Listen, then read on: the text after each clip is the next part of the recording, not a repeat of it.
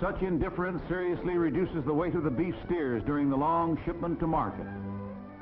Sometimes the quality of the meat is impaired, for wherever a nail jabs into a flank, the resulting injury destroys a portion of the flesh.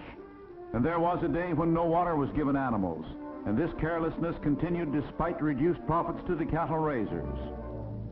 But this fact was not proved until the humane societies had passed the laws which today make it necessary to unload and water cattle every 36 hours they are in transit. At first, the railroads fought the whole idea of humane treatment of animals, but now they are the staunch allies of the societies in the effort to extend these laws to protect and care for animals being shipped by truck. And our Optimus the pig brings a few more pounds of ham and bacon to market because the law now says he must be well doused every so often while in transit. This is humane treatment that pays in dollars and cents. We have been even more careless with our dogs, often at great cost. In the last analysis, the cry of mad dog is not so much a reflection on the dog itself as on the cruel indifference of man. Fortunately, this indifference is decreasing. It reached its peak some 80 years ago, when this nation was too engrossed in its expansion to consider the value of care for its animals. In that welter of carelessness, one man raised his voice against these cruelties. He was Henry Bergh, who beginning 1866 created the structure upon which all humane societies have operated ever since. He introduced the horse ambulance for the removal of sick or injured animals, even before ambulances were used for humans. He exposed the unsanitary conditions and the appalling fact that diseased cows were being used as a part of New York's milk supply, and he thereby laid the foundation for many of the present sanitary safeguards.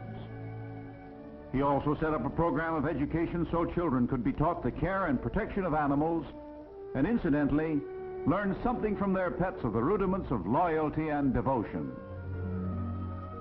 Almost simultaneously with the Bergh's founding of the American Society for the Prevention of Cruelty to Animals in New York City, came the organization of the Massachusetts Society for the Prevention of Cruelty to Animals in Boston, the Pennsylvania SPCA in Philadelphia, the San Francisco and Illinois societies.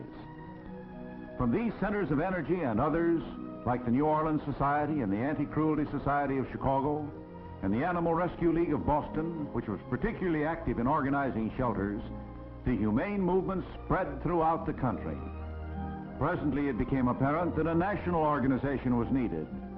Consequently, the American Humane Association, with headquarters in Albany, New York, was organized in 1877. Its activities are numerous because there are many phases of the nationwide efforts to improve the condition of our animals. The National Humane Review is the magazine which the association publishes to integrate the work of the various societies. One of its more active committees is charged with providing assistance in both the formation and maintenance of local humane organizations. This assistance often takes the form of financial aid and is not necessarily limited to this country.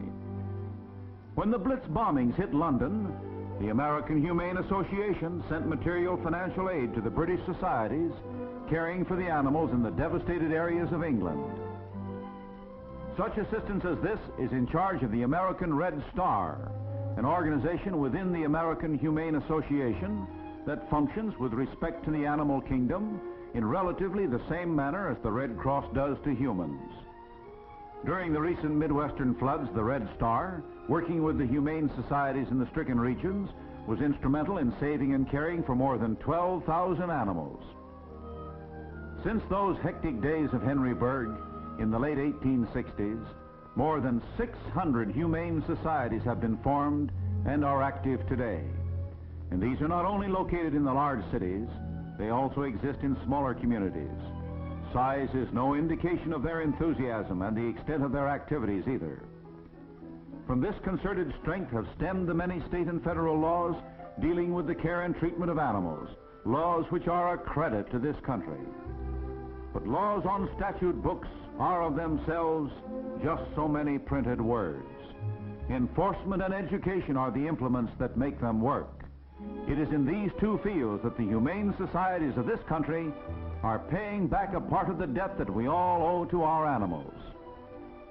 Today, in almost every American city are to be found the public drinking troughs for animals, monuments to the life work of Henry Bergh. Where there is a humane organization, such scenes as this are attesting the energy and activity of enforcement. The agents of these societies, either paid workers or volunteers, are vested with police authority. They can arrest and bring to trial any who violate the laws protecting our animals. Their efforts meet with the full cooperation of municipal and state magistrates and other law enforcement authorities. The same watchfulness protects the pets that sometimes are in need of intercession against what may be mere carelessness, but is more often indifference. This protection extends beyond the animal kingdom, for these societies cooperate closely with health authorities to eliminate possible contagion from disease-ridden waifs such as this. Communities in which there is an active humane society have the satisfaction of knowing that when death must come to the pitiful outcast, it comes in the most painless manner possible. For the stray, the lost, and the ailing, there's the gentle handling and a haven. In outlying districts, complaints against the living conditions or treatment given livestock are investigated, corrective measures decreed and enforced. But corrective measures never have the force or the permanency of education. In this field, the humane societies are exerting an increasing effort. In the public schools, instruction in the care and treatment of animals is fast becoming a part of the regular course of study. Children benefit from this education in many ways. They learn such simple things as how to pick up and hold their animal friends without hurting or getting hurt. The necessary but sometimes complicated art of bathing is demonstrated. And training in the joys and responsibilities of a private entrance are given to those with a natural desire for nocturnal meanderings. In addition to this practical knowledge, children are also obtaining a sense of responsibility and an understanding of the interdependence that exists between themselves and the animal world. Education such as this helps to awaken and foster in children justice, fair play, and kindliness. Without these principles, there can be no character worthy of citizenship. Perhaps the leaven of kindness first comes into being in such scenes as this, a kindness that will grow and presently extend to other people as well as all animals. And that is a kindness in which we seem sadly lacking when war appears to have pushed gentler emotions into the background. The war has, however, vastly extended the educational work of the humane societies. Courses in the care and handling of animals have been broadened to include adults.